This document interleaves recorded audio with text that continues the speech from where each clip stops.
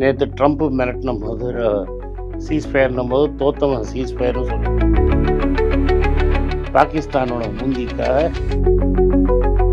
Basically அது முன்னாடியே அமெரிக்கன்ஸே பண்ண வச்சு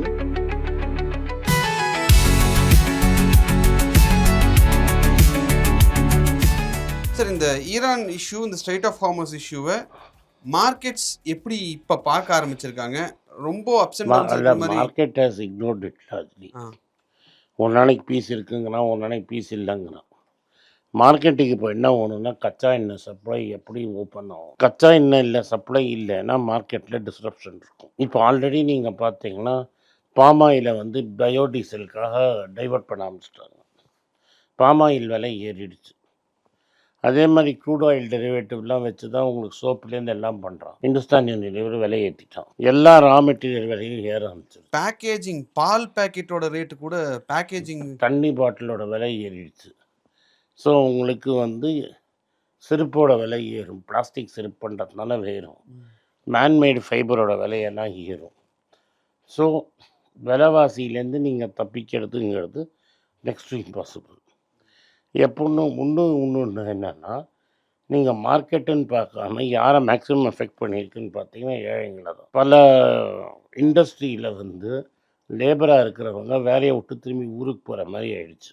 கோர் ஃபேக்ட்ரி அவுட்புட் க்ரோத்தே மார்ச் ஏப்ரலில் குறைஞ்சிருச்சு. ரைட்டாக மார்ச்சில் குறைஞ்சது நம்மளுக்கு தெரியும். ஏப்ரலில் ஒன்றும் குறைய போகிறது. உங்களோட ஃபாரின் ட்ரேடு வந்து குறைகிறது. அடுத்தது உங்களுக்கு ரொம்ப பற்றாக்குறையாக இருக்கிற எஃப்ஐஐ படம் தேவைப்படுது. இப்போ எஃப்ஐஐ படம் கொண்டு வர மாட்டேங்கிறாங்க. ஸோ இது ஒரு எக்ஸ்டர்னல் அண்ட் இன்டர்னல் க்ரைசிஸாக மாறுறதுக்கு வாய்ப்பு இருக்குது. எக்ஸ்டர்னல் க்ரைசிஸில் இப்போ உடனே வராது, பட் வரும்.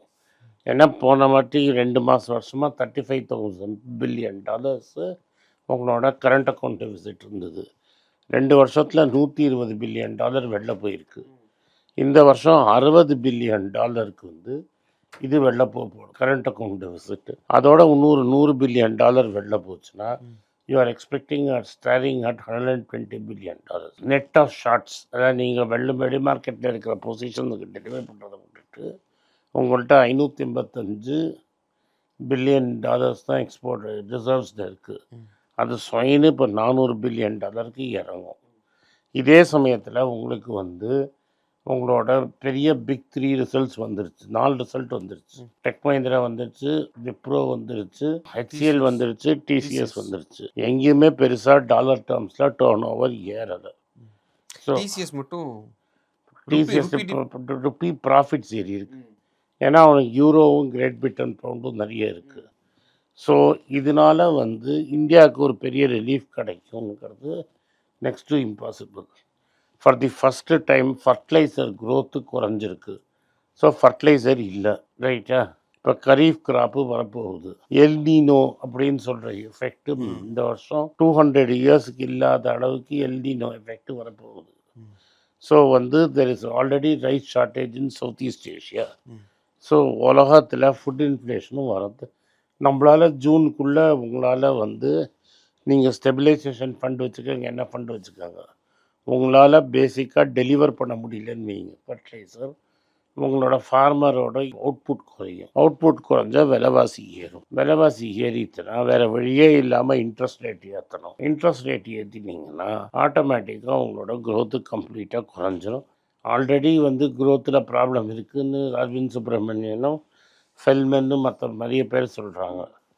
இப்போ நீ வந்து ஏறின க்ரோத்தே விழுந்துருச்சுன்னா இன்னும் உங்களுக்கு ப்ராப்ளம் வர்றதுக்கு பெரிய பாசிபிலிட்டி. ரூபா வீக் ஆகும், எஃப்எம்சிஜி சேல்ஸ் குறையும், வேலை வாய்ப்பு குறையும். இது வந்து ரூபா வந்து இன்னும் வீக்கன் ஆகிறதுக்கு வாய்ப்பு இருக்குது. இன்னொரு இந்தியாவோட பெரிய ப்ராப்ளம் என்னென்னா, மிடில் ஈஸ்டில் இந்த அன்சர்டனிட்டி கண்டினியூ ஆச்சுன்னா லோ லெவல் ஜாப்ஸ் எல்லாம் போயிடும். இந்த ஹோட்டல், ரெஸ்டாரண்ட்டு, துபாயில் வச்சுருக்கிறதெல்லாம் பல இந்தியர்கள் திரும்பி வருவாங்க. அவங்களோட கேஷ் ஃப்ளோலாம் வேறு எஃபெக்ட் ஆகும். நீங்கள் இருக்கிற கேரளா அந்த ஊர்லலாம் திரும்பி ஆட்கள் வந்து வேலைக்கு திரும்பி வருவாங்க. இது எல்லாமே இந்தியாவோட எக்கானமிக்கு நெகட்டிவ். இந்தியாவால் இந்த எக்கனாமிக் கிராஷ்லேருந்து எஸ்கேப் பண்ண முடியாது. ஏன்னா இன்றைக்கே பூரை நிறுத்தினாலும் ஹோமஸை திறந்து விட்டாலும் சரியாக வரத்துக்கு 2 to 3 வீக்ஸ் ஆகும். பர்மனெண்ட்டாக வந்து கொஞ்சம் எலிவேட்டடாக ஹையாக இருந்ததுனால நீங்கள் பெட்ரோல் டீசல் விலை 25 ரூபா ஏற்றணும். எய்தர் கவர்மெண்ட் இன்னும் டேக்ஸை குறைக்கணும், ஸ்டேட் கவர்மெண்ட்டும் ஒரு 10 ரூபா விட்டு கொடுக்கணும். அப்போ போய் விலையை நீங்கள் உங்களால் ஒரு 5 ரூபா விலை ஏற்ற முடியும். இல்லாட்டா இதோட விலையெல்லாம் நீங்கள் ஏற்றணும். நீங்கள் வந்து பார்த்தீங்கன்னா மெனு கார்டு பல இடத்துல பல குறைஞ்சிருக்கு. 60% தான் கமர்ஷியல் சிலிண்டர் வெளில வருது. இதுதான் ஓவராலாக இந்தியன் எக்கானமி நடக்க போகிற பிக்சர். Right sir. இப்போ பெட்ரோல் டீசல் பிரைசஸ் நீங்கள் சொன்னதுனால இப்போ கவர்மெண்ட் என்ன சொல்லியிருந்தாங்கன்னா பெட்ரோல் டீசல் பிரைஸஸ் பற்றி பயப்பட வேண்டிய அவசியம் இல்லை. ஏற்ற போகிறது பயப்பட மாட்டேன் பயம்லாம் சொல்லாது. ஏற்ற போறியா ஏற்ற போகிறது இல்லையா? HI win tails you lose. நீ ஏற்றலைன்னா சப்சிடி நீ கொடுக்கணும். சப்சிடி எப்படி கொடுப்ப? கடன் வாங்கி கொடுப்ப. இத்தனை நாளும் ஆயில் பாண்டை காய துப்பிட்டு 2 வருஷம் கழிச்சு அவன் ஆயில் பாண்டு போட்டான். கிரைசிஸ் ஆச்சு 2 மாதத்துக்குள்ளேயே நீங்கள் ஆயில் பாண்டு போட்டேன்னா நீ என்ன மேனேஜ் பண்ண தனியாக? ஆயில் பாண்ட்னா சார் அது எப்படி ஒர்க் ஆகும்? என்னது ஆயில் பாண்டுங்கிறது? ஆயில் பாண்டுனா நீங்கள் வந்து கம்பெனி வந்து கடன் வாங்கிட்டு அந்த கடனை கவர்மெண்ட் அடைச்சது. அதாவது இந்தியன் ஆயில் கம்பெனிஸ் வந்து இந்த ஷாக் எடுத்துப்பாங்க. ஆமாம். அதை பாண்டா இஷ்யூ பண்ணுவாங்க. ஆமாம். அந்த பாண்டை கவர்மெண்ட் வாங்கிப்பாங்க. கவர்மெண்ட் எல்லாரும் வாங்கிப்பாங்க. பாண்ட் ரீபேமெண்ட்டும் போது கவர்மெண்ட் ரீபே பண்ணுவாங்க.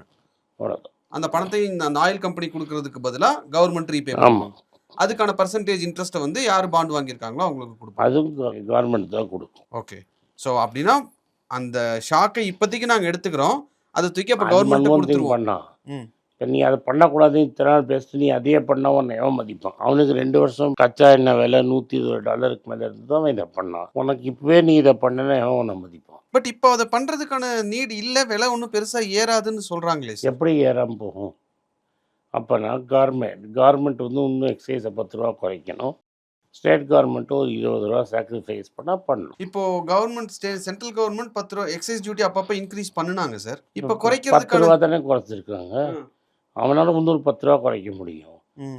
எல்லா ஸ்டேட்லேயும் குறைக்கணும்ல. இல்லாட்டி போய் பாண்டிச்சேரியில் பெட்ரோல் போட்டுணும் இல்லையே. இப்போ அது பண்ணுறோம் சார். அதான். பட் இங்கேத்துக்கு அங்கே ஒன்றும் பெரிய டிஃப்ரென்ஸ் இல்லை. இப்போ அது பெரிய டிஃப்ரென்ஸ் ஆகுங்கிறது தான் ப்ராப்ளம். ஸோ இப்போ பெட்ரோல் டீசலுக்கு வந்து கவர்மெண்ட் ஒன்று சொல்கிறாங்க சார். பட் இதோட ரியாலிட்டியை நம்ம எப்போ பார்க்க ஆரம்பிப்போம்? என்னை பொறுத்த கேஸ்க்கான ரியாலிட்டி கண்ணு முன்னாடி வந்துருச்சு, அஃபெக்ட் ஆகிட்டோம், அதை நம்ம கண் கூட பார்க்குறோம். இந்த பெட்ரோல் வந்து இப்போ வந்துருச்சு, நாளைக்கு வந்துடும், நாளைக்கு வந்துடும். இப்போ election model code of contact இருக்குது. மாடல் கோட் ஆஃப் கான்டாக்ட் முடிச்சு இந்த ஷார்ட்டேஜ் இருந்து இங்கே இருந்ததுன்னா விலையை ஏற்றுவாங்க. இல்லாட்டா கஸ்டம்ஸ் டியூட்டி எக்ஸைஸ் டியூட்டியை குறைப்பாங்க. ஏதாவது ஒன்று பண்ணியாலும் டியூட்டியை கம்ப்ளீட்டாக குறைச்சாலும் ஸ்டேட்டும் குறைச்சிடும்.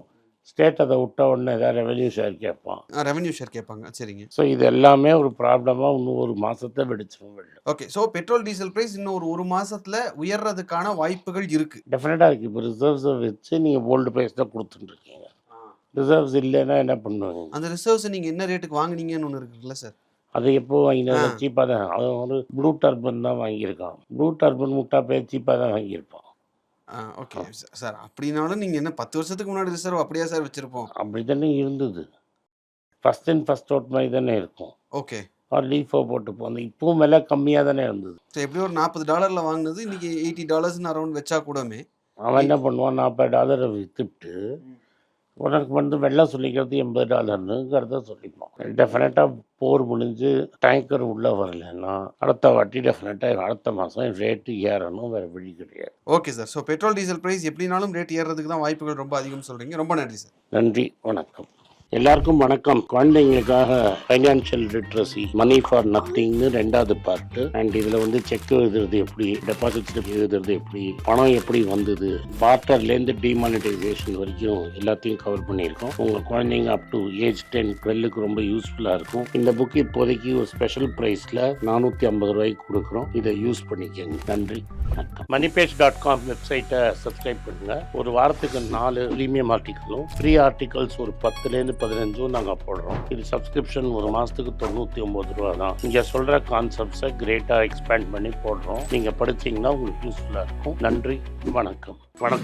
குழந்தைங்களுக்காக ஒரு புஸ்தகம் லான்ச் பண்ணோம். அது ரொம்ப சக்ஸஸ்ஃபுல்லாக இருக்குது. யாருக்கெல்லாம் அந்த புஸ்தகம் போகணுமோ எங்கள் டீமுக்கு கான்டாக்ட் பண்ணுங்கள். கீழே இருக்கிற நம்பர்லேயும் வெப்சைட்லேயும் கான்டாக்ட் பண்ணிங்கன்னா உங்களுக்கு அந்த புஸ்தகத்தை நீங்கள் வாங்கிக்கலாம். மற்ற எங்கள் புஸ்தகமும் அவைலபிள். எங்கள் வெப்சைட் மூலமாகவும் வாங்கலாம். கீழே இருக்கிற வாட்ஸ்அப் நம்பர்லேயும் மெசேஜ் அனுப்பலாம். நன்றி, வணக்கம். எல்லாருக்கும் வணக்கம். எல்லாருக்கும் ஒரு இம்பார்ட்டன்ட் அறிவிப்பு. நான் யார்ட்டையுமே பணம் வாங்குறது கிடையாது. நான் யாரையும் டைரெக்டாக கன்சல்ட் பண்ணுறது கிடையாது. என் பேரை சொல்லி நிறைய ஸ்கேம் நடக்குது. டெலிகிராம் குரூப், வாட்ஸ்அப் குரூப்னு. எனக்கு இருக்கிற வாட்ஸ்அப் குரூப்லாம் சும்மா இன்ஃபர்மேஷனுக்கு மட்டும்தான். நான் செபி ரிஜிஸ்டர்ட் அட்வைசர் கிடையாது. நான் சேனல் நடத்துறது எஜுகேஷன் பர்பஸ். அதில் ப்ரைஸே பேச மாட்டேன். இதை வாங்கு அதை வித்துருன்னு சொல்லவும் மாட்டேன். என் பேரை சொல்லி பண்ணுறாங்கன்னா ஏமாந்துடாதீங்க. நன்றி, வணக்கம்.